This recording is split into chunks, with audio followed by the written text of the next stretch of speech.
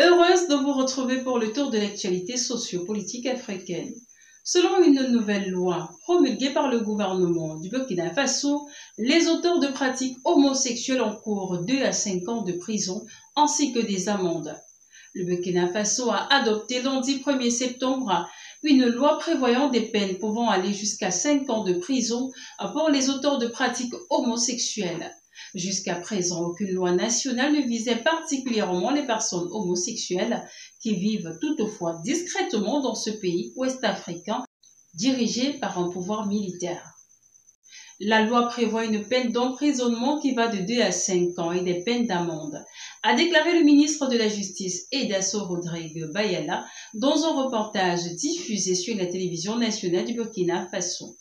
Il a précisé que pour les ressortissants étrangers, la peine serait une expulsion du pays. Le projet de la loi a été adopté à l'unanimité par les 71 membres non élus de l'Assemblée législative de transition qui fait office de parlement depuis la prise de pouvoir des militaires. Cette dernière est dirigée par le capitaine Ibrahim Traoré, 37 ans, arrivé à la tête du pays par un coup d'État en septembre 2022. Il mène depuis une politique souverainiste et hostile à l'Occident dont il critique notamment certaines valeurs. En août 2023, le Conseil supérieur de la communication, l'organe régulant les médias, avait décidé d'interdire de diffusion les chaînes de télévision faisant la promotion de l'homosexualité.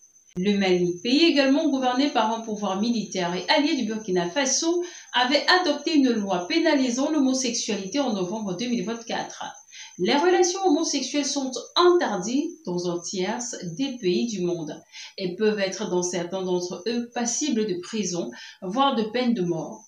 En Afrique, une majorité de pays ont des législations qui interdisent et répriment l'homosexualité. C'est le cas d'une trentaine d'États sur 54.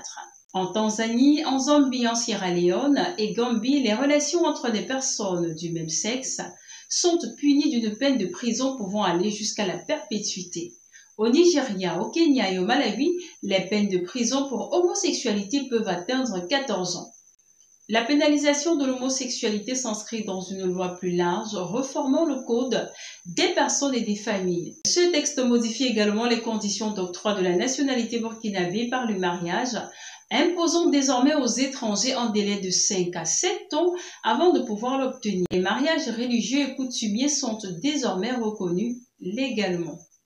Ce nouveau code doit être promulgué par le capitaine Traoré et sera vulgarisé à travers une campagne de sensibilisation selon le garde des Sceaux. Deuxième actu. Le projet de nouvelle constitution qui doit mettre fin à la transition politique depuis que le général Doumbouya a pris le pouvoir en 2021 sera soumis le 21 septembre au vote de quelques 6,7 millions d'électeurs. En Guinée, la campagne pour le référendum constitutionnel s'ouvrira le dimanche 7 septembre sans opposition. Les médias du pays ont reçu l'interdiction de donner la parole aux principaux partis politiques qui ont été suspendus ou dissous. Le projet de nouvelle constitution qui doit mettre fin à la transition politique depuis que des militaires ont pris le pouvoir en 2021 sera soumis le 21 septembre au vote des quelques 6,7 millions d'électeurs. Depuis son avènement, le pouvoir dirigé par le général Mamadi Doumbouya a multiplié les restrictions contre les libertés dans le pays. Elle a interdit depuis 2022 toute manifestation et a fait arrêter, poursuivi ou passe à l'exil de nombreux opposants. Dernière mesure en date, la suspension le 23 août pour 3 mois des 3 principaux partis d'opposition, dont le Rassemblement du peuple de Guinée, ancienne formation au pouvoir, accusé par le gouvernement de n'avoir pas satisfait à leurs obligations, notamment celle de s'abstenir de tenir des manifestations ou tout acte de propagande politique. Plusieurs dizaines de partis ont déjà été suspendus ou dissous ces derniers mois, à part les militaires qui invoquent la nécessité d'assainir l'échiquier politique.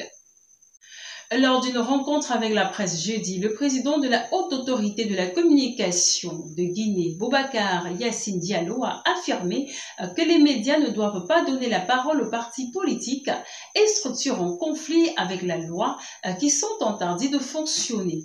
Le faire serait une infraction, a-t-il prévenu. Cette interdiction intervient quelques jours du début de la campagne dimanche pour le référendum convoqué par le général Mamadi Doumbouya, censé ouvrir la voie à un référendum à l'ordre constitutionnel. Les dispositions de ce texte ne permettent pas de savoir de manière explicite si le général Doumbouya pourra ou non se présenter à une future élection présidentielle, mais tout semble indiquer qu'il sera candidat. Depuis 2022, les membres du gouvernement et soutiens du pouvoir multiplient les appels à une candidature de M. Doumbouya, bien que celui-ci avait promis de ne pas se présenter et de rendre le pouvoir à des civils. L'opposition qui l'accuse de vouloir confisquer le pouvoir à l'aide du référendum a appelé à manifester à partir du 5 septembre.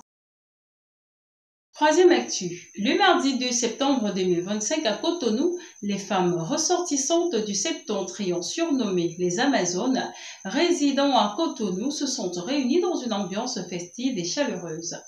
Conduites par Karimo Rafiatou, dite Miss Talon, elles ont exprimé leur gratitude envers le président Patrice Talon pour son choix de Romuald Wadagni comme candidat de la mouvance présidentielle. Au cours de l'événement, Miss Talon a expliqué la raison de ce rassemblement. Les femmes se sont réunies aujourd'hui pour dire merci à notre cher papa, notre cher président, notre mari, notre grand frère. Elle a souligné l'importance de cette décision. C'est pour ça qu'aujourd'hui, toutes les présidentes du septentrion qui résident à Cotonou se sont réunies pour lui dire merci. Le choix qu'il vient de faire, là, est le choix. Miss Talon a également tenu à remercier les autres figures politiques qui ont soutenu cette décision, notamment le président du bloc républicain Abdoulaye Bio Tchani et le président de l'Union progressiste pour le renouveau, Joseph Diobédou. Quatrième actu. Les députés de la 9e législature ont unanimement adopté lundi 1er septembre le budget de l'institution parlementaire pour l'exercice 2026, s'élevant à 33,85 milliards de francs CFA. Cette adoption est intervenue lors de la deuxième session extraordinaire de l'année, présidée par lui, Guérounou Blavonou, au Palais des Gouverneurs. Comparé au budget 2025 qui était de 29,318 milliards de francs CFA, cette enveloppe représente une augmentation significative de 12,85%. C'est ici que s'achève cette édition de formation. Merci de l'avoir suivi. Abonnez-vous à la chaîne si ce n'est pas encore le cas. Activez la cloche de notification pour recevoir toutes nos vidéos. N'oubliez surtout pas de visiter notre site d'information www.filiradar.com.